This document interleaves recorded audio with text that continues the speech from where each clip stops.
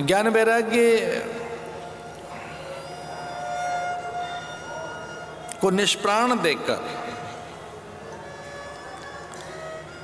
वे प्राय जैसे मृत काया है ऐसे मृत प्राय देखकर उन्हें भक्ति बिलखने लगी थी।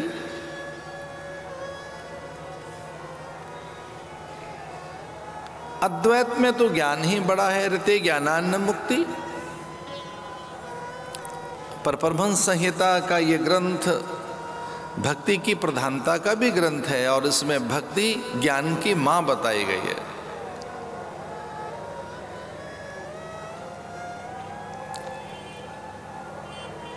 बिना अभ्यास के ज्ञान खो गया, वैराग्य भी शिथिल हो गया। उन्हें कोई जीवन दान दे, उन्हें फिर से कोई प्राणवंत करे, वे मुखर हों, वे मौन में चले गए। बिलखते हुए जब भक्ति को देखा नारद ने तो कुछ पल कुतूहल में बैठे कि ये तरुणी है कौन जिसकी सेवा में अनेक सलीलाएं, युवती, किशोरी, तरुणी, प्रौढ़ा, वृद्धा रूप धारण करके स्त्रियों के झुंड ने जिसे घेर के रखा हुआ है। ये कौन स्त्री है कि गंगा इसके ऊपर छत्र लिए खड़ी है, यमुना चवर डुला रही है, स्वयं सरस्वती उसके चरणों की रज कणिकाओं को मस्तक पर रख रही हैं। गंडकी, कावेरी, महांद्र, तनया, इक्षुमती, सरयू, अनेक पुण्य सलिलाएं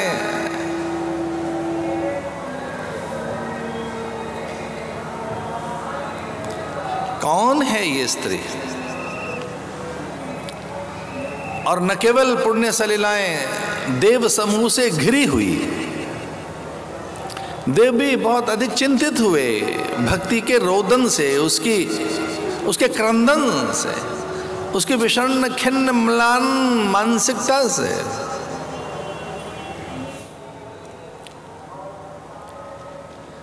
एक खिन्न मानसिकता, एक मनस्थिति ऐसी जिसमें कभी रो पड़ती है और कभी अपने बूढ़े पुत्रों के कपोल चूमने लगती है, कभी उनके आंसू पोंछने लगती है और जैसे मानो उनके जीवन दान के लिए उनके प्राणों को कोई लौटा दे, वह भिक्षुणी बनी बैठी है। एकातु तरुणी विषण्ण खिन्न मानसा, खिन्न मनस्थिति है, बिखरी हुई, टूटा हुआ मन।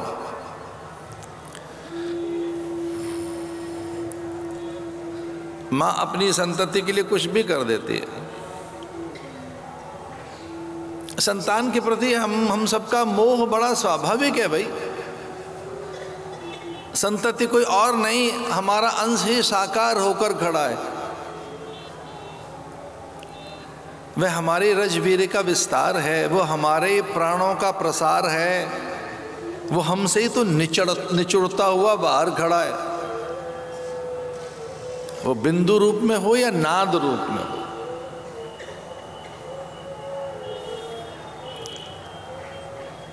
उसका दुख देखा नहीं जाता। दुख की कल्पना से कईयों के तो प्राण चले गए।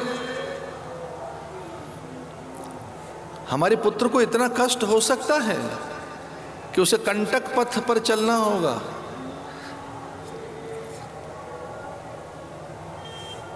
ज्येष्ठ की दोपहर में अंबर अंगार बरसा रहा होगा, मेरा राम 14 बरस वन में रहेगा। शीतकाल में ठिठुरती ठंड में राम रहेगा कहाँ? उसे कौन बिछौना बना कर देगा? उसके आहार की कौन व्यवस्था करेगा? इसे जल कौन देगा? राम मेरे प्राण हैं। संतान से कितना मोह दशरथ को। हम जो नहीं बन सके होते अपनी संतानों में अथवा अपने शिष्य में, वो देखना चाहते हैं। हम अपने सारे स्वप्न वहाँ पूरा करना चाहते हैं, अधूरी योजनाएं, अपने संकल्प, अपनी कामना, स्पृहा, लालसाएं, वासनाएं, ऐसनाएं हम तो नहीं कर सके पूरी, हमारा पुत्र करे अथवा हमारा शिष्य करे। ये केवल गृहस्थ में ही नहीं है, संतति आसक्ति, यह संतति आसक्ति भैया सन्यासियों में भी है कि मुझसे श्रेष्ठ बने, ज्येष्ठ बने। जैसे पिता अपने पुत्र से पराजित होना चाहता है कि उसकी अधिक कीर्ति, यश, मान विस्तार हो उसका, वैसे ही गुरु भी अपने शिष्य की प्रगति के सपने लेकर जीता है। सच्चे गुरु शिष्य से पराजित होना चाहते हैं, उसके शील, संयम, सदाचार से, उसकी तपा सिद्धि से।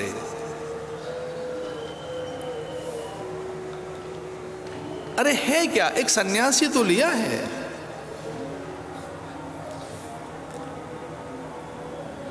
सुखदेव ने, है क्या, राम वन में ही तो गए, 14 बरस के बाद लौट आएंगे, लेकिन प्राण दे दिए दशरथ ने।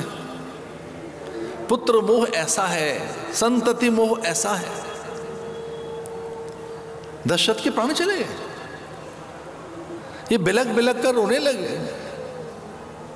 प्रव्रज्यायी तो धारण की है, यही तो एक संकल्प लिया है।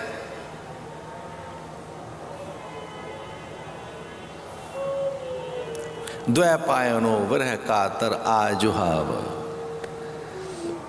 विरह में कातर होकर थर थर कांप रहे हैं और दौड़ रहे हैं पुत्र के पीछे। हाँ पुत्र मुझे त्याग कर मत जा।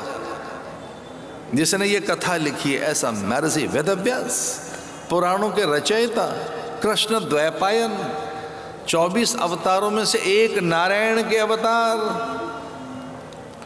संतान का मोह ऐसा ही होता है, हम उसके बिना जी नहीं पाते, अपनी संतति के बिना, अपने अंशों के बिना। वो हमारी प्राण सत्ता है, वो हमारी संकल्प सत्ता है, इसलिए भक्ति बिलखने लगी। पर नारद बड़े चकित हैं कि ये है कौन। गंडकी, कावेरी, कृष्णा, महेंद्र, तनया, सरयू और यमुना, सरस्वती, गंगा छत्र लिए खड़ी है, वो चंवर डुला रही है यमुना जी। निकट जाकर देखें कौन है। एक आ तो तरुणी, पर ये दो बूढ़े इसके जंघाओं पे सर रखकर लेटे हैं, और जिस ढंग से इसका वात्सल्य है, स्नेहन है, प्रणयन है, प्रीति है, तो ये तो समझ गए नारद ये इसके बेटे हैं, पर बेटे बड़े बूढ़े हैं और ये तरुणी है। तो कुतूहल में वहां पहुंचे निकट कि कोई महत सत्ता है, सामान्य तो नहीं है। परिचारिकाओं के रूप में सुरबालाएं, अप्सराएं, देव कन्याएं और अनेक ऋषि मुनियों के झुंड में पुण्य सलिलाएं स्त्री का रूप धारण कर उसे ढाढ़स देती हैं, सांत्वना देती हैं, उसके आंसू पहुंचने के लिए कहती हैं इन्हें जीवन मिल जाएगा, आप इतना न बिलखें, रोए नहीं आप।